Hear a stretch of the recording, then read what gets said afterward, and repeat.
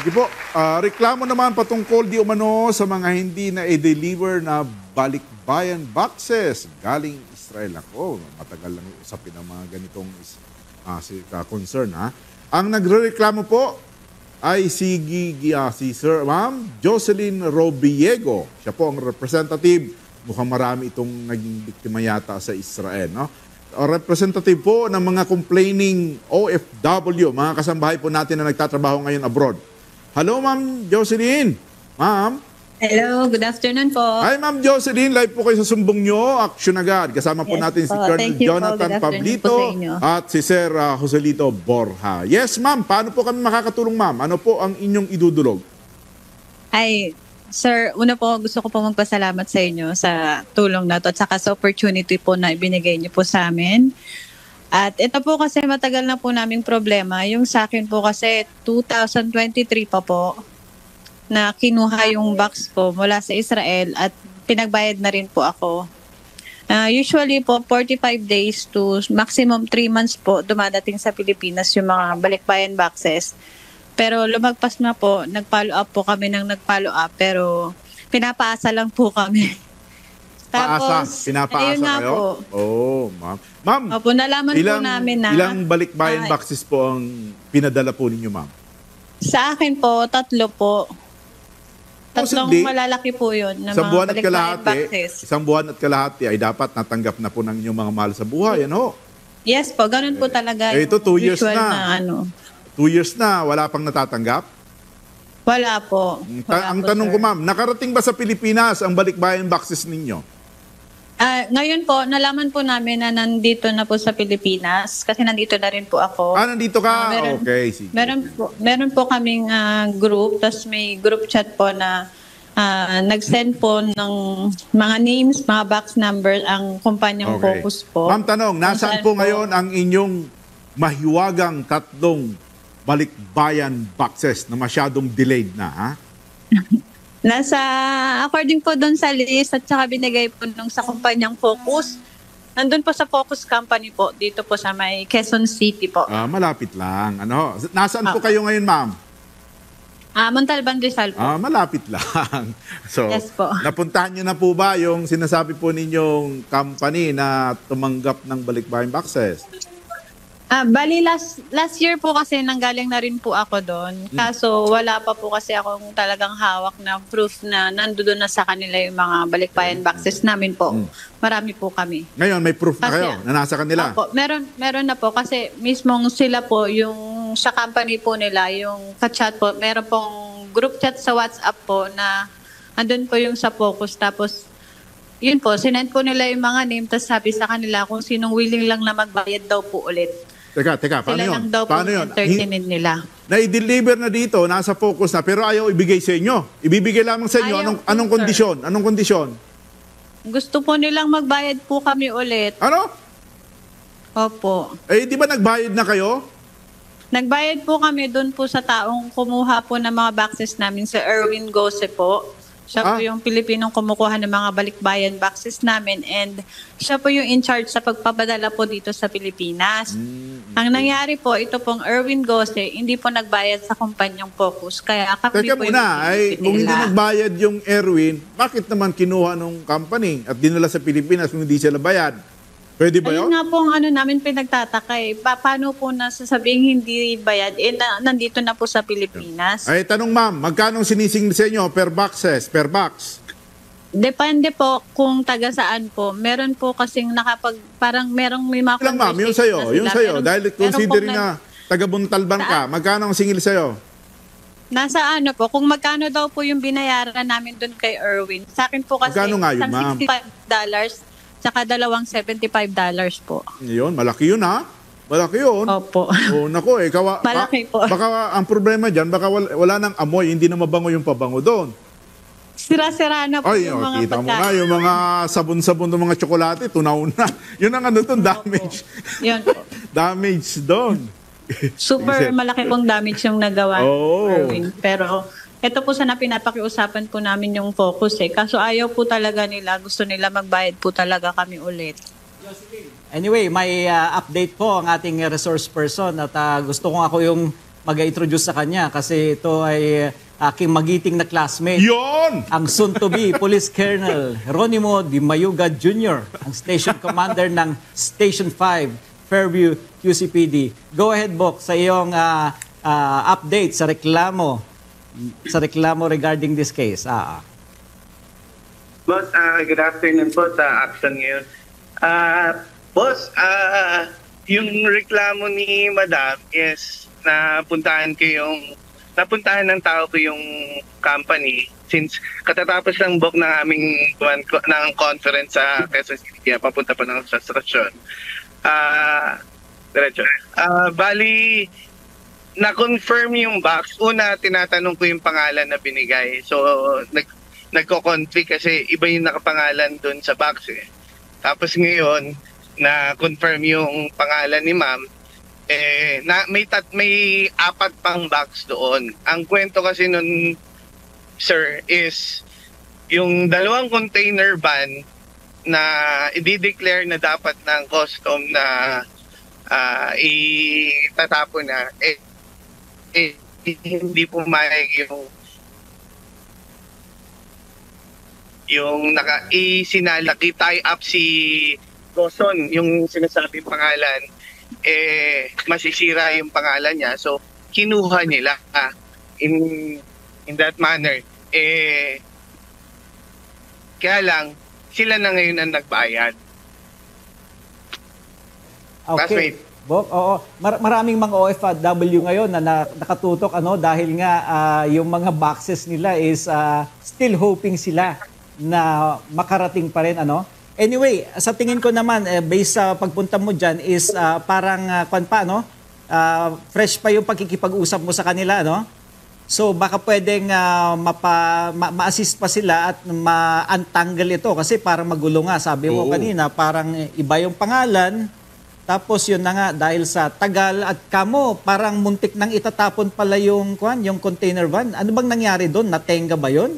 Hindi nagkaayos? So kasi parang walang nagki-claim nung container van na 2 since sa kanila nakapangalan. So kaya nila kinuha kasi ma-put in bad name naman yung kanilang company.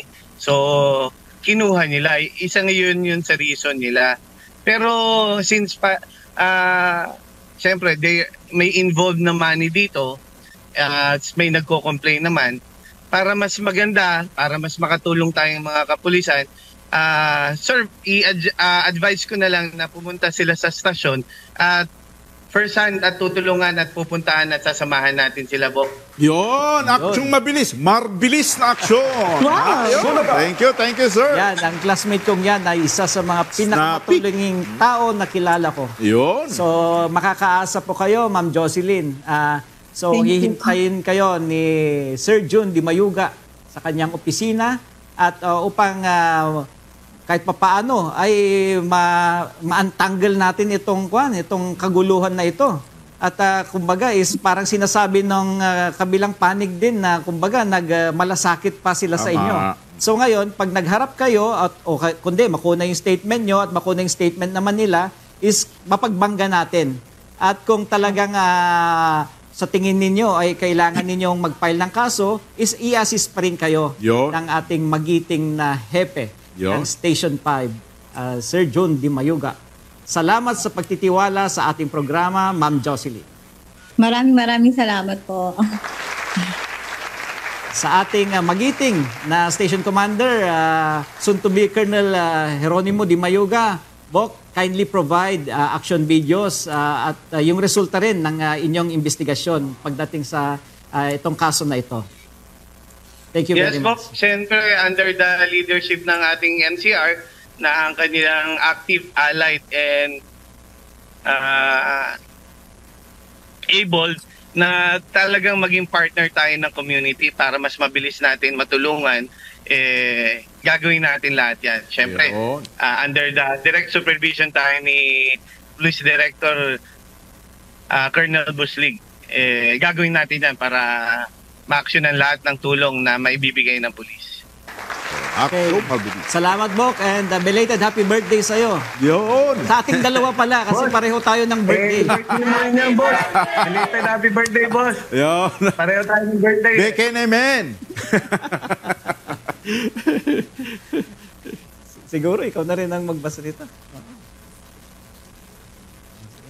Samantala, pagkakautang naman, na di umano'y kinalimutan niya naman ang nais na maksyonan ni Mrs. Joanna Grace Garcia ng mga Tarim. Pangasinan ito, no? Oo. Na makausap po natin sa kabilang linya. Ma'am, Miss Joanna Grace Garcia, nakalive po kayo sa atin ngayon. Hello sir, magandang hapon po sa inyong lahat. Ay, ma'am. Okay, go ahead. Ano po sir, kasi may reklamo lang po sana ako about dun sa napautang po namin last year po, May 2024 po sir. Bali, nagreklamo na po ako sa barangay po, nakailang barangay na po kami sir. And then, nagpunta na rin po ako sa police station po sir, pero hanggang ngayon po, hindi pa rin po naisisettle yung pangako niya po na magbabayad po siya sir. Okay, magkano? And then ano po kasi yan, sir, kaya bali, Ma'am Joanna, magkano wala na po interest, sir. Magkano pong inutang sa'yo, Ma'am Joanna? Bali ano po, sir, 100K po lahat, sir. Wow, Bali, no. meron po kaming kasunduan about po dyan, sir. Kilala mo ba ito personally, itong pinautang mo, ma'am? Opo, sir, kasi nakailang ulit naman na po siyang humiram po sa amin, sir. And then, nung last po na kumuha siya sa akin, nung May 2024 po, sir, hindi na po siya Yung 100,000, ma'am, gaano katagal ang inyong pautang? Ilang buwan yung babayaran? Opo, bali sir, ano kasi yan, may pinirmahan po siya na 3 linggo lang po niya hihiramin yung pera po, sir. And then pumayag naman po ako kasi dalawa po silang mag-asawa ang pumunta po dito, sir. 3 weeks lang? 3 weeks lang ang usapan ninyo? Opo, kasi yun po ang sinabi nila na ibibigay din po nila ng pagkatapos ng 3 linggo, sir. And then, Baka ano yan, baka nakaligtaan nyo, 3 weeks and 12 months pala yun. Ano ho? Kaya nga po, sir, Kasi mukhang ganun ang usapan.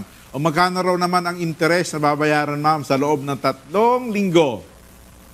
Dati po, sir, ang naging agreement po namin is 20% daw ang magiging interest. Pero, nung hindi na po siya nakapagbayad, sir, bali, inalis ko na po lahat ng interest, sir. Bali, capital na lang po yung kinukuha ko po sa kanya kasi hindi na po siya makapag-settle po sa akin, sir. Ma'am, kayo po ba talaga ay negosyanteng nagpapautang, ma'am? Ay, hindi po, sir. Ano lang po kasi yan. Bali, may financer po ako dati, sir. And then, nung ako na po yung naiipit sa sitwasyon po, yung napagbentahan ko po ng 6 po na baboy ko, sir, yun po yung tinapal ko po sa utang ko, sir. Kaya ako po yung nahihirapan ngayon, sir. Talaga nagpapautang kasi marami ditong taga-London, eh. Londito, London, eh, no? Tsaka mukhang magaan lang bayaran kay Ma'am Joanna kasi mabait si Ma'am Joanna kausap, eh. No? Anyway, ma'am, kayo po ay I assume na meron na kayong demand letter kasi nagtagpo na kayo sa barangay. Tama po, ma'am? Opo, sir. Kaso, sir, nung last na punta ko po sa barangay po nila, sir, is hindi po ako na-issuehan ng ano po, sir, ng demand letter, sir, kasi busy po sila nung time na yun, sir. Yung CFA po pala. Oo. Ganito, ma'am, dahil na ang halaga po ng inyong transaksyon, yung pautang po ninyo, ay 100,000. Ito po ay napapaloob sa ating small claim complaint, sa rules on small claim complaints. Ano? Madali lang po yan. Ang ebidensya lamang po ninyo dyan ay yung promissory note at yung final demand letter na pinadala po ninyo sa inyong sa pinautang po ninyo. Maging yung mga usapin o usapan po ninyo, kasunduan sa barangay, ebidensya din po yan.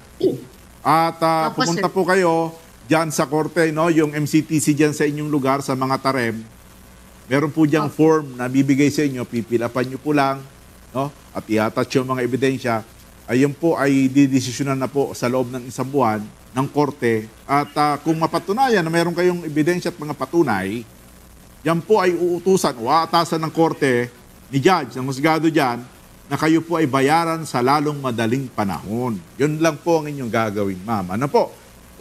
Alalahanin po ninyo, ma'am, ito po ay utang at sa ating ang umiiral po na prinsipyo, ano po, walang nakukulong sa utang. Ano po? Pero, ibig sabihin, pag nangutang ay dapat huwag kalimutan at huwag talikuran. Dapat bayaran. Ha? Apo, sir. Yun. Yan lang po naman yung gusto ko, sir, kasi ilang beses na rin naman po akong nag-aantay, sir. 9 months na po kasi yun, sir. Mag-iisang taon na po itong 3 weeks and 9 months pa lang 2025, usapan. sir. Di ba, Lima? May tutulong sa'yo, sir.